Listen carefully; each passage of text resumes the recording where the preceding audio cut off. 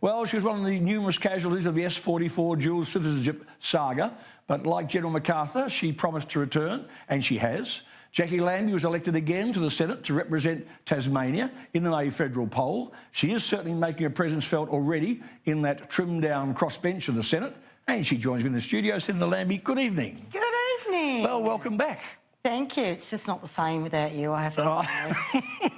Look, I don't have as many people to run amok with, I'll be honest with you. Well, there you go. Look, yes, I do miss it. But look, is it different this time around? You think? You seem more worldly. Yeah, I think having 20 months off certainly didn't do me any harm. For me, I seem to have picked up the game like I never left, so that's really great. I think that the day I left, I've got all my previous staff back from that day, so to me that's been a bit of a bonus. And we've just, you know, given me 20 months to reflect as well of all the things that I had done wrong and how I should have, you know, think about how I should have achieved things and how I should have went different ways about doing that. So I think that hopefully that's going to serve Tasmania well. Yeah, because for a while there, I think this is fair, and my only term, the government sort of counted you as a Labor voter a lot of times on a lot of issues and didn't engage with you the way I think they're engaging now. Yeah, I think in that first term, you know, even though you've got that balance of power, we weren't the significant players in that. That was the Nick Xenophon team, so that sort of put you on the back step a little bit. And you also started out with extra Xenophons, and you started with 4 One Nations. Yes. You know, so that was and the trimmed down bench has made it. It's made it tougher in one way for the government. It's made it easier otherwise too, because they now don't have to negotiate so widely. Yeah, I don't know, but it's serving bloody Tasmania well, mate, so far, I'll be honest. Now, that thing about the getting the debt wiped, was that in writing? I wondered if you ever had that in writing or not when you were promised it way back. Oh, absolutely. I'll tell you what, I'll give Clive Palmer this much. I'll tell you, if there's one thing he taught me, he said you get everything, every last word in writing. So absolutely we do, and we hang on to that, so that way, you know, if they don't deliver when they're supposed to or whatever, I have no problem in saying, there you go, here it is, it's out the meeting, now this is what you promised and you haven't delivered. So I've learned from the past, and they do us over, we know that. You know, they promise us the world, and then all of a sudden it's moved right down to a thin strip. So I want to just make sure that we had this right. I think the housing deal was not too complicated. There was only 5 or 6 things that we asked for in that to make sure that all that money got spent on building new houses, to make sure that they never spent that money on anything else, and the GST didn't touch it, the grant money wasn't affected, so we tried to cover everything we possibly could. Will Hodgman's been great, so, you know, so that was made, so for us the deal was made, I thought, quite easily. It went through quite smoothly, and we also got a little bit out there for the freight equalisation scheme as well, which there'll be more on that come out in the new year. Yeah. Now, I remember several years ago now, and the issue's just come up again. It was floated by the government that they would have drug testing for people on Newstart and other benefits. And you and I were doing Sunrise, actually, next morning after the budget and talking about it. And you raised then the same thing you've raised again now, that you're happy for them to do that if they breathalyse politicians as well. Now, you've had a fairly good reaction to that from the politicians. Yes, apparently, but the politicians actually had a good reaction from them last time as well, and I think it was also, if I remember, it was the Lower House member, Andrew Lamb, doing drug testing in his office like he was today. So we're just running over the same routine. I'm onto them, can smell them a mile away. I'm right on their tail, mate, I can tell you.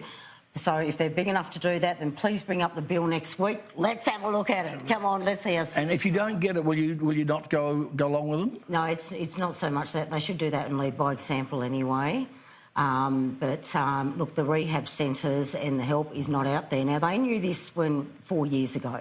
They knew this, and they've done nothing in between that time of now coming back and trying to get a vote on this again. They still have done nothing about the rehab and nothing about the help that people need out there in the wider community. Well, the thing you talk about rehab, it's so important because people, you know, I've talked to parents who say, look, my son or my daughter is ready to go into rehab, but it's a 5 months wait and we haven't got $40,000. Yeah, and that's on a good day. So, yeah, it's absolutely quite dreadful down there. And I can tell you now, it's just, there's no point. They're just not out there, Darren, so I just don't know. If you haven't got the facilities there, you just can't put this in. It's as simple as that. But you're right, people are waiting. And because it's not just about those on Newstart, you know, it's not, especially ICE does not discriminate against anybody. And the thing is, we're not talking about Alcoholics Anonymous here, where 3 months, 6 months, we can get you on your way.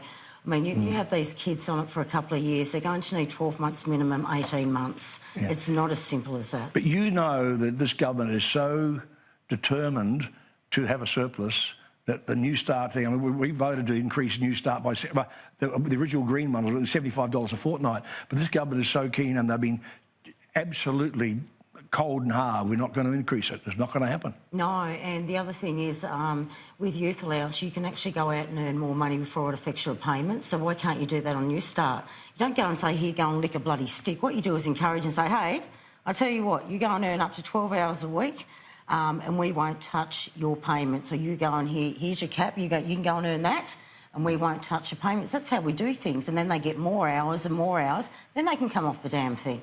Yeah. You know, that's called a carrot at the end of the stick, and that's what we should... Otherwise, this is stigmatising them. You know, you've got that welfare card going on there, you've got the trials and that, now you want to drug test them.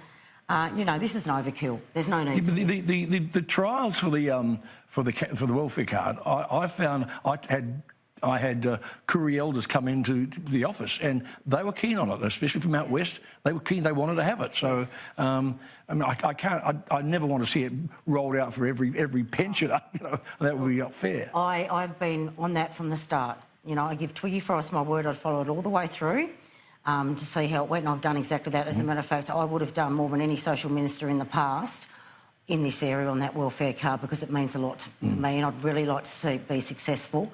I've been to Kununurra 3 times in my when I was here previously. I'm going back there in 2 weeks because it's now been a 2-year break. Yeah. So I want to see if that's still functioning. I'll get up to Kununurra by the end of the year, or early in the new year. And I've also just been up to Hervey Bay. That's fairly new. Yeah, that's fairly new, Hervey Bay. That back up again another 6 months. And that's how I tell whether or not it's working. They're not getting the stats that they should be, which is not helping the situation. But you know what? They can go and do what they want to do. I really believe if this card works and works properly and they get the algorithms down pat, this can be a really great thing for society. But if it's not working properly and we haven't got it tickety-boo, then we're wasting our time. Yeah. So, one of the other problems was the people felt embarrassed that the card looked so different to any other credit card, and sometimes there are only a few outlets where you could actually go to an ATM and use it, and that was put a stigma on people. Yeah, that's right. So we could see this as the big end result was this. Simply by the time we got through 5 or 6 years, we get the algorithms right, we get the banks to pick it up, it would go on your normal bank card, and even to the point now, also putting it on your phone. So we're hoping to transition that over the next 12 months, and then there's no stigma with the card.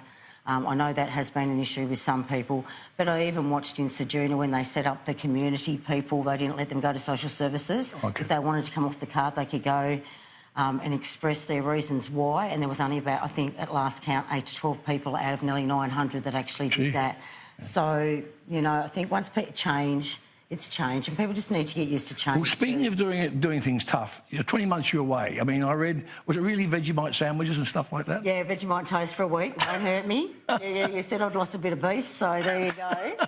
Yeah, no, it was tough, and I'm too proud to ask Mum and Dad for $50. I was going to get through it one way or another, so win or lose, I wanted to walk out with my head held high and either say, well, that's it, thanks for having me, thanks for letting me... It must have felt great that you said, I'll be back, you know, and you did get re-elected. I mean, that farewell speech, it was awful because it came out of the blue for you. I mean, we saw some people... I was the original target, and I was the only one that didn't get, but it must have been a terrible time, and suddenly you're out of here. I know. I think I didn't have time to drop my bundle because I could see how much it had affected my dad. So, you know, it was just like, right, here's Dad and I walking around in doubles for 20 months, you know. I think the Tasmanian people were thinking he was running second on my ticket. It was getting that bad.